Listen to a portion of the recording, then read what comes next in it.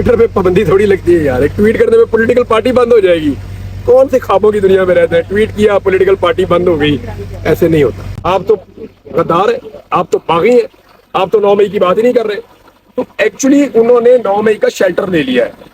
9 मई के बेनिफिशियरी बनने की कोशिश ना करें ये सियासी जमातों के लोग। ये मामला एक सियासी जमात के गले जरूर पड़ा है, लेकिन ये एक इदारे का मामला है, एक सियासी जमात का मामला है। कानून के इस वक्त कटहरे में है, कानून को फैसला करने दें, लेकिन इस सारे को एक शेल्टर बना रहे हैं, एक शील्ड की तरह इस्तेमाल कर रहे हैं। इसीलिए अभी तक 9 मई के जो असल मुजरिम है ना, उनके खिलाफ कार्रवाई नहीं हो सकी कि बहुत सारे जाली केस इन्होंने बना दिए। कि जो लोग जिम्मेदार है 9 मई के लिए, उनके खिलाफ कार्रवाई होनी चाहिए, जरूर होनी चाहिए। लेकिन इन्होंने इसको सियासी मकसद के लिए इतना ज्यादा इस्तेमाल कर लिया कि जो असल मुजरिमान थे उनको भी फायदा पहुंच रहा है। Sir, one word for Pakistan before going to road to Makkah. एक ही लफ्ज है हमेशा से, पाकिस्तान जिंदाबाद। इससे बड़ी तो खुशी कोई हो नहीं सकती। आपके पास जो फराइज हैं बतौर मुसलमान, उनमें एक फर्ज ये है। और जब भी कभी मैं किसी मुश्किल में आता था जिंदगी में, तो मैं ये कहता था या अल्लाह ये एक फर्ज रह गया हज का, तो इसकी मोहलत मिलनी चाहिए या अल्लाह। तो अल्लाह ताला ने बड़ी मेहरबानी की है और मेरे डॉक्यूमेंट्स भी सारे आ गए हैं हज के। और उसके बाद अदालत ने भी मेरा नाम ECL से निकाला है और जाने की मुझे इजाज़त दी है। 2022 में मैंने जाना था हज पे, मैं गिरफ्तार हो गया। 2023 में मैंने फिर हज पे जाना था, मैं गायब हो गया, आपके सबके सामने है। अब 2024 में ECL था, लेकिन जब अल्लाह ताला ने बुलाना हो आपको और जब बुलावा आपका आ जाए तो फिर कोई आपको रोक नहीं सकता। तो मुझे बड़ी उम्मीद है और बड़ी खुशी है, यानी इसकी एक एक्साइटमेंट अलग होती है कि लब्बैक अल्लाहुम्मा लब्बैक, लब्बैक ला शरीका लक लब्बैक, इन्नल हम्दा वन निअमता लक वल मुल्क ला शरीका ला। तो वो ना मुझे कभी कभी ऐसे फील होती है एक्साइटमेंट की कि हम अल्लाह के घर में जा रहे हैं हाजिरी देने के लिए, और हज से बड़ा तो इवेंट ही कोई नहीं होता। अल्लाह ताला हज को कबूल करे, आप सब ये दुआ कीजिएगा, और जो मैं वहाँ दुआएं करूँ अल्लाह ताला कबूल करे।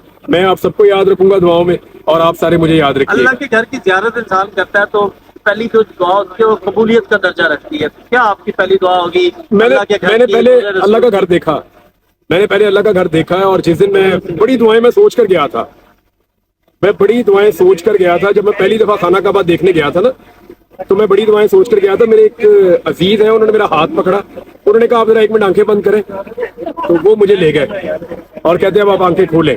तो मेरे सामने खाना काबा था, तो मैंने अल्लाह को घर देखा, तो मैं वो सारी दुआएं भूल गया। तो मैं सिर्फ अल्लाह से रहम मांग रहा था उस वक्त, अल्लाह से रहम मांग रहा था, अल्लाह से अल्लाह का रहम मांग रहा था। बस अल्लाह रहम कर दे तो वो काफी है, वो रहम वाला मामला करते हम सारों के ऊपर। वो उस जगह पे, उस मुकाम पे जाकर आप जितना मर्जी सोचें, उसके रोब में, अल्लाह के जलाल में, और उस जगह की जो एक उसका करिश्मा है, वो आप सारा कुछ ही भूल जाते हैं।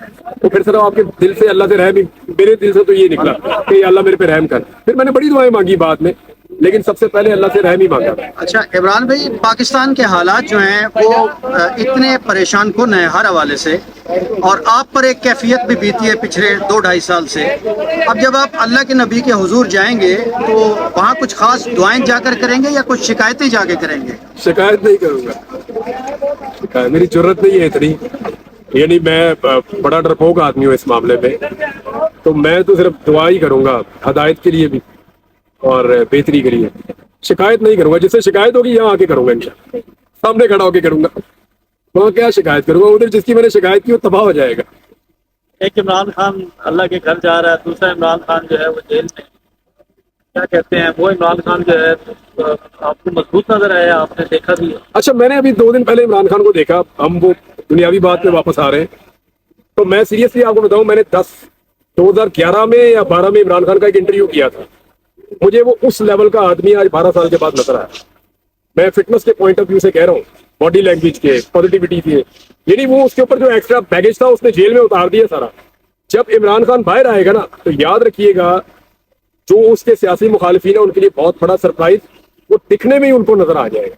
पहले जो लोग आगे बाहर PTI के कहते थे ना कि इमरान खान का बड़ा वो मस्कुलर हो गए हैं और बड़ा उन्होंने फिट कर लिया अपने आप को, मैं समझता था ये पॉलिटिकल बयान दे रहे हैं, कारकुनों को उठाना चाहते हैं कि ये इमरान खान तो काबू नहीं आ रहा, बहुत फिट है ये वो।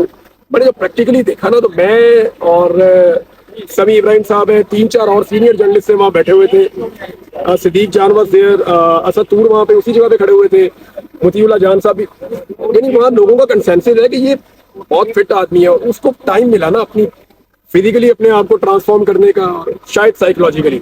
अच्छा सर, आज वजीर कानून से हम मिले हैं, बस आखिरी आप पॉलिटिकल सवाल ले लें। वो कहते थे इमरान खान साहब खुद ही हैं जो चाहते हैं पीटीआई पे पाबंदी लग जाए, उनका ट्वीट अकाउंट से ऐसे ट्वीट्स हो रहे हैं।